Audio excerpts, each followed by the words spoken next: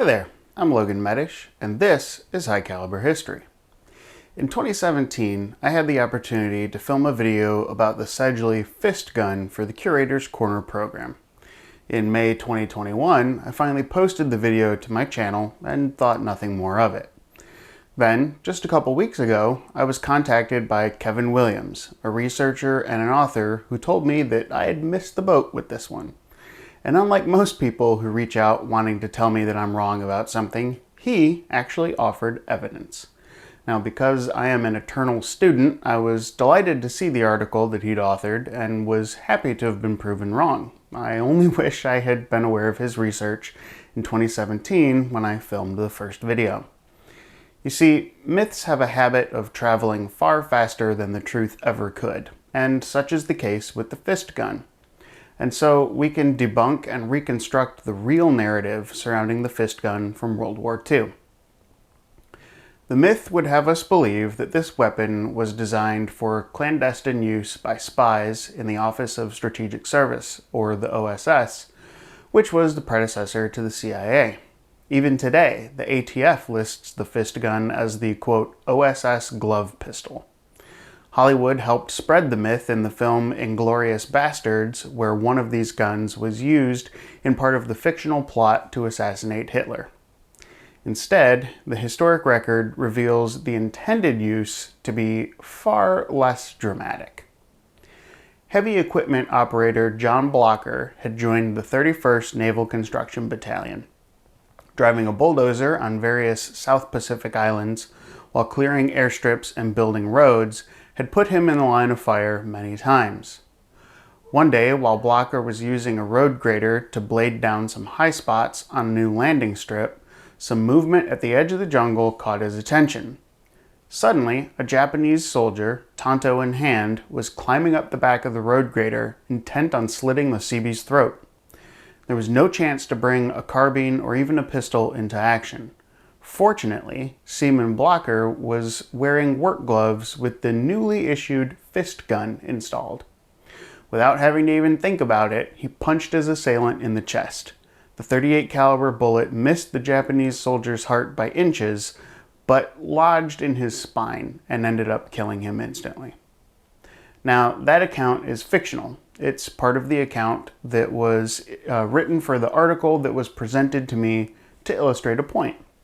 Instead of spies trying to assassinate Hitler, this was the exact sort of scenario that Captain Stanley M. Haight, Jr., United States Navy, had in mind when he designed the fist gun for, quote, hand-to-hand combat. Now, this rare artifact of World War II was never put into full-scale production, but a few prototypes and pre-production guns were made, primarily by R.F. Sedgley, Inc. of Philadelphia, Pennsylvania. We don't really know why Haight came up with the fist gun idea, but it is clear that spy work was not on his mind. Correspondence says that it was to be used by, quote, troops in the field, with no mention of spies. On July 29, 1943, Haight submitted a prototype of his pistol to the Chief of the Bureau of Ordnance. A field test of the device was being conducted within Captain Haight's command, apparently with mixed results.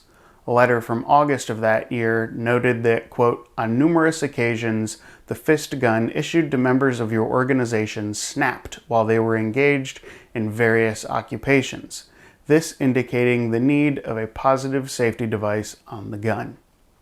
On August 25th, A.H. Gregory, vice president of Sedgley, wrote to the Bureau proposing to build 25 pistols similar to the model then in their possession, except that they would be chambered for a .38 caliber shot cartridge. The safety would be modified to ensure more positive action, and all possible excess weight would be eliminated. In addition, they would add an extractor, but no attempt would be made to provide any kind of magazine feed. The firm suggested that this pilot lot of guns be fitted with 15 size 9 gloves, 5 size 10 gloves, and 5 size 8 or 8.5 gloves. Now, soldiers' actual needs and what the military thinks they need are often at odds. Haight felt that the Bureau's concern for troop safety had eliminated what he considered to be desirable innovations.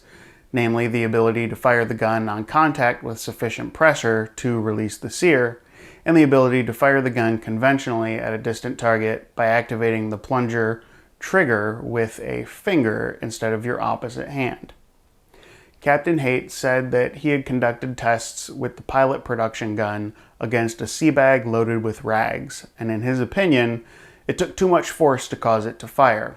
He added that he had worked up a new design of sear and spring-activated firing pin, which would embody the features of the original fist gun and the searless production gun.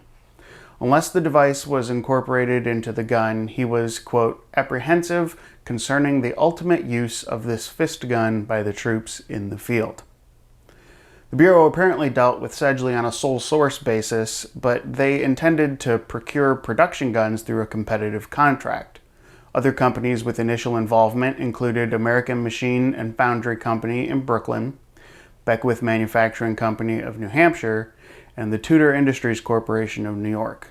In the end, only R.F. Sedgley, Inc. of Philadelphia actually produced the gun.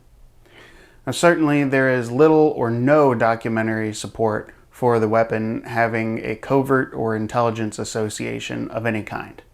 While the documents associated with the fist gun's development were originally classified as confidential, this was simply due to the wartime conditions, and even that low classification was soon removed. In fact, Stanley Haight applied for a patent on the fist gun in 1944, shortly after its declassification, while World War II was still going on. None of his patent claims involved clandestine usage. If this had been a clandestine weapon, then the classification placed on it by the government would have been secret at least, and it would not have been declassified until much later.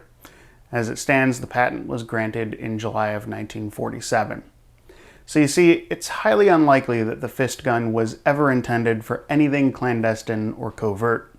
Instead, Captain Stanley M. Haight Jr. designed the fist gun with Navy construction workers in mind, Seabees like the fictional John Blocker, who needed a so-called anti-boarding weapon that could be brought into action instantly. My thanks go out to Kevin Williams for bringing his research to my attention, as well as to his co-researcher and co-author Charles Pate. I appreciate the time and dedication that they spent in putting together an exceptionally well-referenced and researched article and sharing it with me when I did not have a copy available. And so I happily stand corrected on the Sedgley fist gun. Thanks for tuning in to this episode of High Caliber History. Have a great day, and I'll see you next time.